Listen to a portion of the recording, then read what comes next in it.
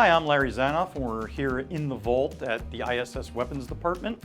And one of the things I wanted to talk about today is hero weapons. You know, these are the guns that become almost a character in and of themselves in a film like a Dirty Harry Smith & Wesson. And the one we're going to be talking about today, of course, is the silenced shotgun from No Country for Old Men. Coen brothers movie, very, very successful. Javier Bardem, of course, plays the role of the maniacal assassin, and he's got this silenced 12-gauge shotgun. Now, in the script, it didn't really explain much more than saying it was a 12-gauge silenced shotgun.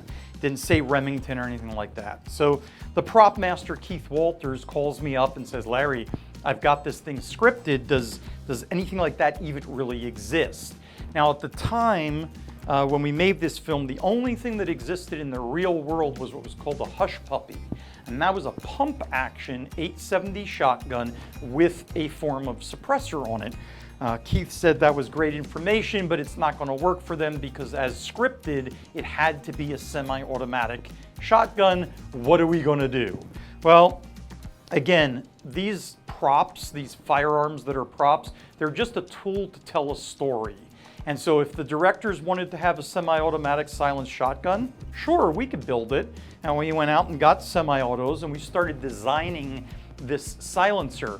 And anyone who's in any kind of creative field will recognize the fact that if they had to go and build this, you almost have to become Javier Bardem. You have to get into the mind of that killer to figure out what would this silencer really look like, because it doesn't explain it in the script. You know, that's the bane of our existence in film when you get a script about a big gun battle and it just basically says, and then all heck breaks loose. That one line there could be 6 weeks worth of filming. So they don't give you very much description sometimes. And so we kind of decided that the ghost, the phantom assassin in the movie, he probably built this on his own in his garage. It's not like he could go down to a sporting goods store and buy it at the time. So it looks a little bit rough. There's some machine marks on it. Some of the screws aren't as flush as they should be.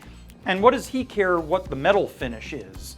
He's an assassin. He's just going around and killing people.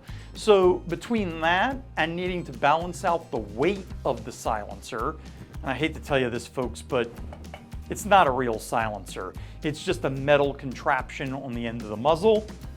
The silenced effect was actually achieved through the sound editing of it, but basically we came up with the perfect silenced assassin's weapon. And again, it's one of those weapons that kind of has created a cult following.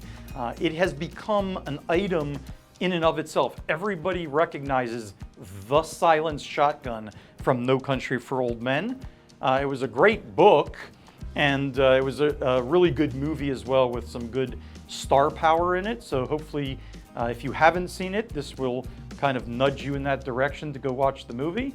And hopefully you'll join us again later when we go deeper into the vault at ISS.